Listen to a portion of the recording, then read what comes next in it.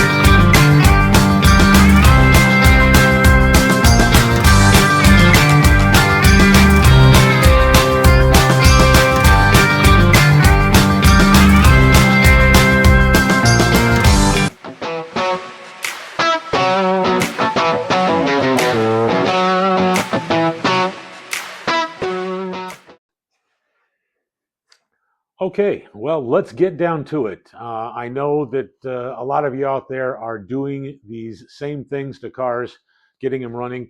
This is an 8-year project. In 2017, I bought the Chevy Nova, and it has sat in this spot since I bought it. And I've been rebuilding it, working on it, doing rust repair, you name it. It's been kind of a labor of love, keeps me out of trouble, but the list is huge, and I know that can be a daunting task to tackle. But what we're going to do is we're going to take and we're going to chip away at this mountain and get this car finished as best we can. So what we've got here right now is our list, and we've got suspension items, engine items, we've got interior, brakes, transmission, wheels and tires, exterior, fuel, trunk, electrical. I don't have anything on miscellaneous yet, but that'll probably be added at a later date here. So we'll to be determined on miscellaneous and steering. Okay, so in our engine category, we've got to install an alternator, we've got to add engine oil, we've got to fill up the cooling system, have to install a radiator, we've got to put fan belts on, we've got to put the fan on. The engine is installed, so that is a big hurdle from where we were a couple of weeks ago. We've got to put a bypass on the heater core for the break-in, and once that break-in is finished, we're going to have to install some kind of a valve that we aren't circulating hot engine coolant through the interior of the car or the heater core when we're driving around in the summertime and trying to use the air conditioner. Air conditioning will be installed eventually on the Nova. We've got to get an alternator put on it in our wiring section here for the engine. We've got to put battery cables. We got to put engine sensors and gauges, uh, fuel gauges, wipers, starter. In our exhaust section here, we've got to do a break-in exhaust that is just going to be hooked up to the original exhaust manifold, just for break-in for that 20 minutes that it runs at 2,000 RPMs, for about that 20 minutes. And then we have to pull that exhaust manifold off, put the split manifolds on, and we're actually going to install a set of side pipes on the Nova. In growing up, the 66 Nova was a bucket list car for me. And I found one. It is the perfect color. I love this light blue color. And I always wanted a four-door Chevy Nova with a straight six engine in it. And I always wanted to have a rake in the suspension. And I always wanted side pipes. So we're going to put them on, have a little fun. I know there's a lot of you out here that look at a four-door car and just can't believe that I'm going to put side pipes on this, but I'm going to do it. It was a dream I had a long time ago from when I was a teenager. So we're going to do that, have some fun with it. It's, the project's for me. It's not for anybody else. So on the suspension, we've got to nut and bolt the suspension. We've got to lube and grease it. We're going to have to get an alignment on it. We've got to check the caster and camber on it, make sure that it's going to drive straight. We'll drive it down or trailer it down to a local shop here that is going to do a actual alignment on it for me. So everything is safe, when anybody rides in the car or when I'm in the car. On the interior, we've got to add sound deadening material. We've got to replace the package tray. We've got to put door panels, door seals on it, armrests. We've got to put weather stripping in the doors. We've got to replace the carpet. We've got to clean the seats. We have to put trim panels back in it. When that all goes back together, the interior is completely disassembled on it.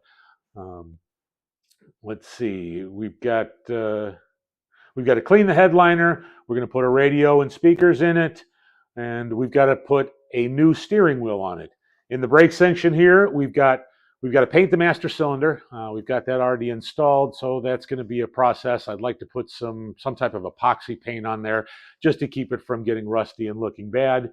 We've got to do something with the brake booster, plumbing vacuum to that when everything's all set.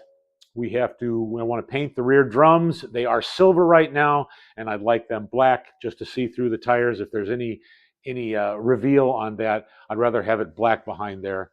And not silver. And we have to set up our emergency brake. On the transmission, we've got to fill it up with transmission fluid, make sure that we have no leaks in there. We've got to put a transmission pressure gauge in it, and we have to finish up the shifter install. Wheels and tires, they need to be cleaned and installed. And now we've got fuel. We've got to put our temporary fuel system in for the break-in period, which is going to be an electric pump. And I've got that right here that I built this. Just took some King Starboard here and made a little, I don't know what you'd call it, just a little stand for the fuel pump itself.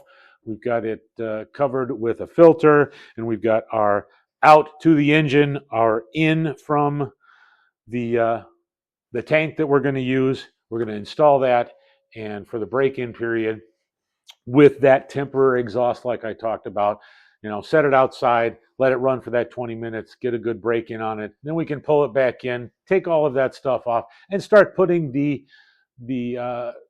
permanent assemblies that are going to be on the car until it's finished. We have in the trunk area, I've got to do some sealing in. We've got some rust issues back there. There's some holes. They need to be sealed up. We've got to put a new transmission lid weather seal on it. In the exterior, we have also some holes in the wheel well that need to be sealed up. We have to remove the trim from the back window, make sure that that is all sealed and not going to be leaking in water if we get caught in a rainstorm. We have to put our hood hinges back in. Those will probably have to be painted as well. And then we've got our electrical system. We have to check all of our circuits with a 12-volt source independently, and then we can install the battery, hook the battery up with battery cables.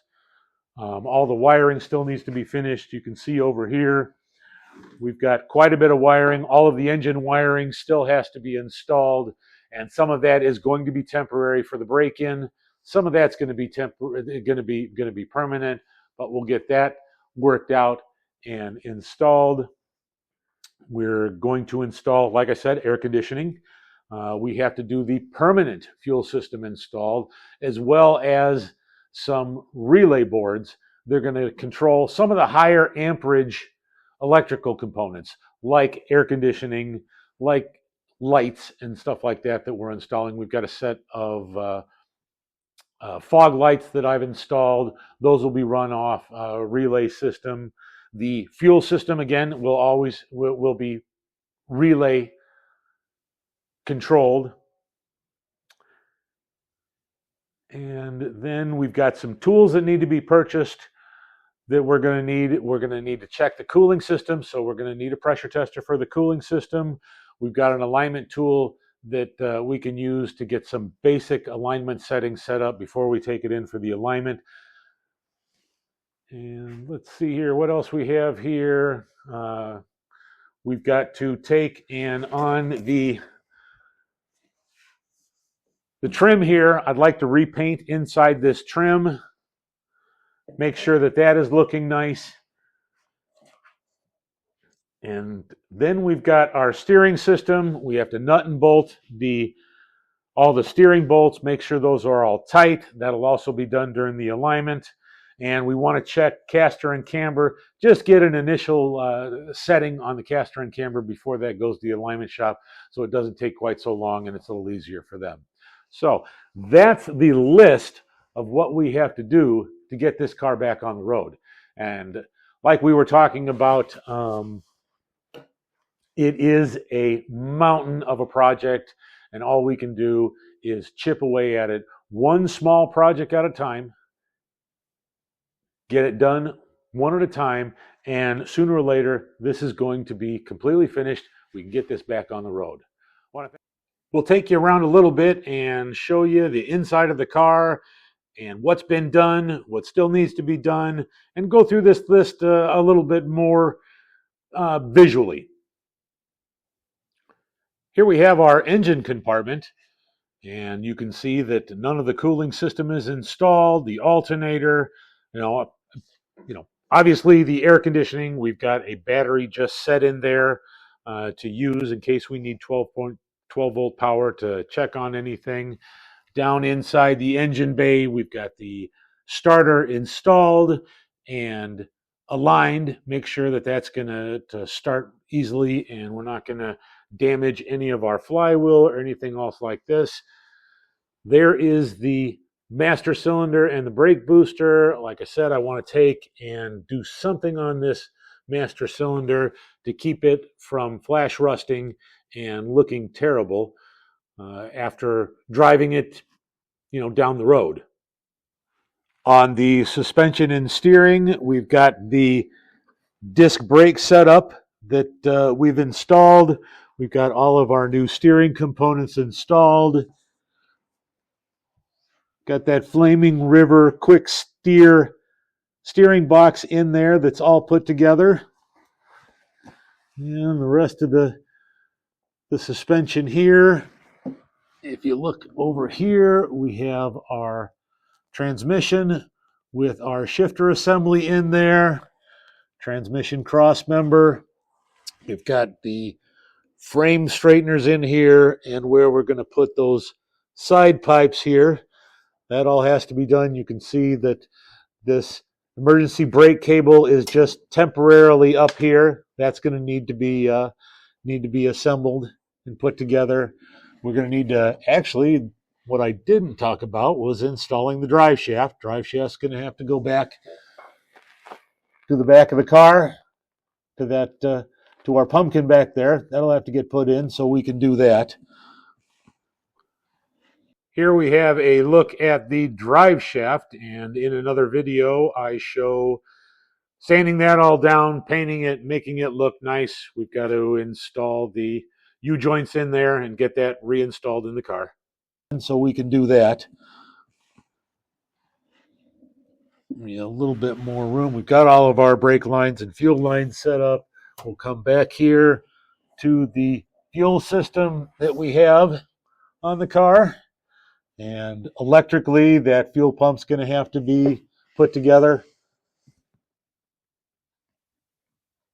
It's installed in the tank. We have a electric fuel pump inside the tank, so we'll have to wire that up and get that working correctly. Make sure that we've got our return plumbed in and everything is sealed and we have no leaks there.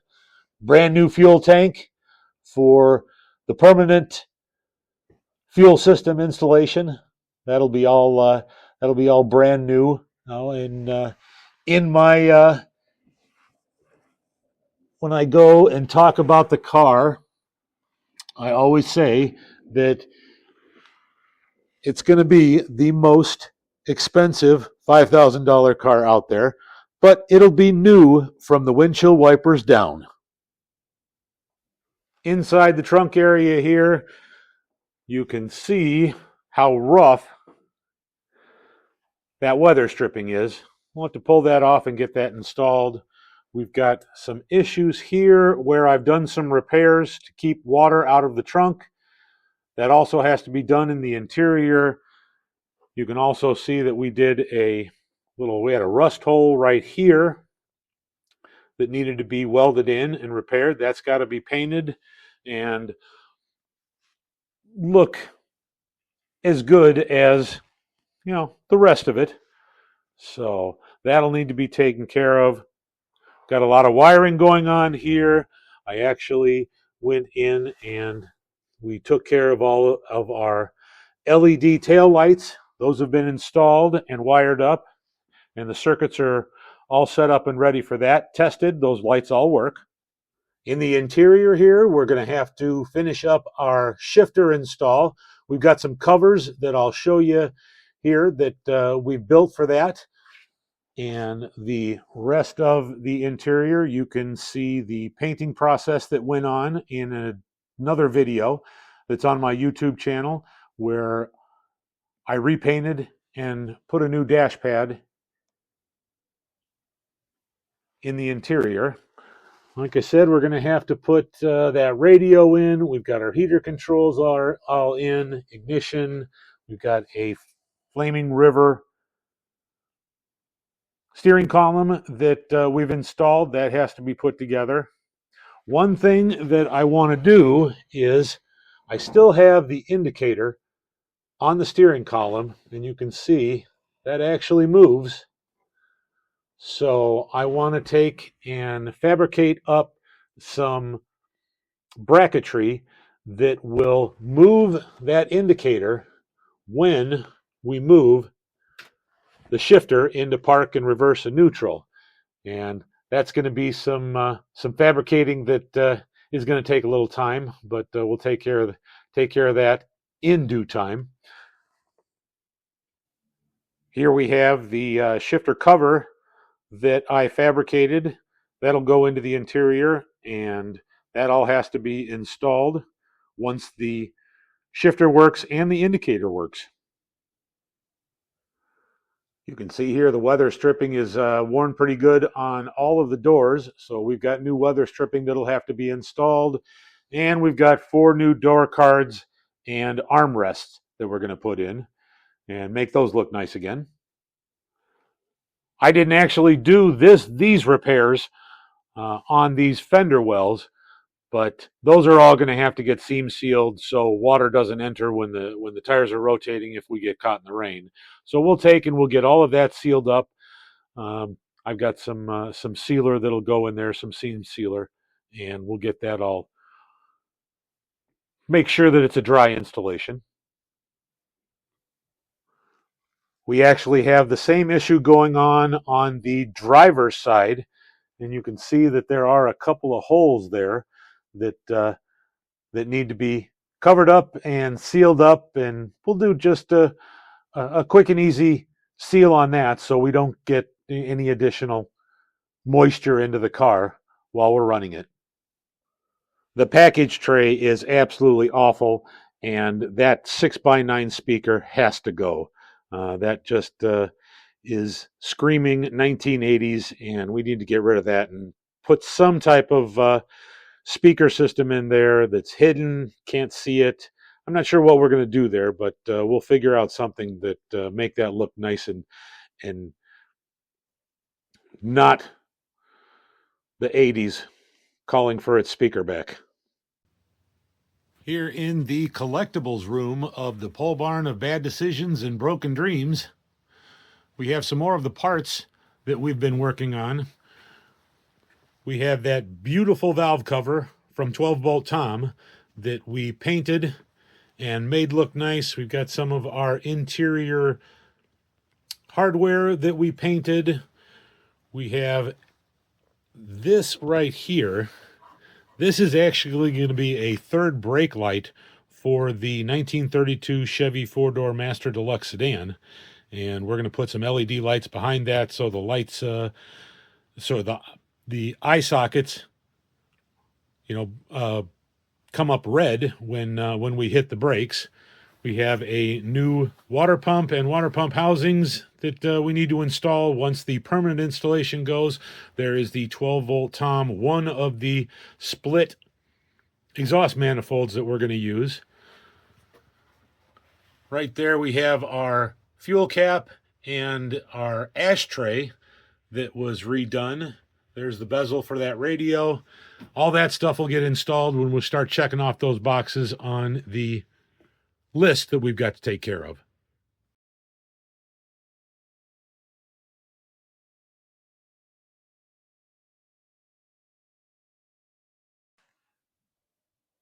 Like I've talked about, this has been a labor of love since 2017 when I purchased the car. We've put a significant investment into the 1966 Chevy Nova, and it was done a little bit here, there over the last 8 years. I made a comment that this is the most expensive $5,000 car that's going to be out on the road, and that is the truth. But it's been done at a little bit at a time. You can also do this on your projects. It doesn't have to be finished in a day, a month, and in my case, 8 years. You can go and you can take $50, $100, $25, save up a little money over time, and purchase your parts. I did this for 8 years while I did a lot of the stuff that didn't cost any money, doing rust repair. I went in and I replaced the rocker panels on the Nova, and I had some metal here in the shop, and all I did was I just started cutting metal out and welding it in and making things structurally sound again so that I could continue to work on the car and do these things. So just a little advice that this is not something that has to be finished in a day, and you can do this at a slow process. This is not quick in any way, shape, or form. And when you see these TV shows and YouTube channels and stuff like that, that you turn on a video and a half hour, 45 minutes, an hour later, they've got a completed car and they're running down the drag strip or driving down the road. Things don't happen that fast. You've got to order parts. You've got to wait for them to come in. You don't have to get this all done in a heartbeat. Take your time, get out there, do the work on the car. When you don't have the money to buy parts, work on things that don't cost any money. Sanding parts down, painting parts. I've got a whole bunch of paint over there on my chemical rack that whenever I need to do something and I don't have the parts that I need, or I don't have the funds to purchase those parts, I'll go and I'll take something. You saw the drive shaft video where I sanded and painted that all down. You saw the video on the inside of the Nova when I took the dashboard and I stripped it all down and I repainted that. So don't get frustrated because you don't have the things at hand right at the moment and that you need to complete your project. Work on the project on things that you can do. Then when you do have the funds to buy your parts, put them on the shelf, finish up what you started, and then go to those parts and start working on that. I would also like to invite you to make some comments. If you see some things that don't look quite right, I am not a professional. I'm doing this all on my own. I'm the only one in the shop. So if you see some things that don't quite look right or that I've missed, please comment in the comments and let me know if you see anything that you think I should be doing as well, or if you have any suggestions, future content. We've got the 1932 Chevy Master Deluxe sedan that we're going to be working on once the 66 Nova is completed, and we'll start a complete rebuild on that 32 Chevy and put an engine in it, wire it up, and all that kind of stuff. So if the more subscribers I have, the more content I can provide. I have a ball doing this, and I'm very proud of the projects that I'm doing, but I can always use some help, and I'm always open to some suggestions that'll help me along in my project and gain a bigger following on my YouTube channel. I want to thank you for stopping in and getting an idea of where we are at the project. I hope you follow along and subscribe to my channel so that you can enjoy my work and my content that I provide for you. Thanks, and you folks have a great day.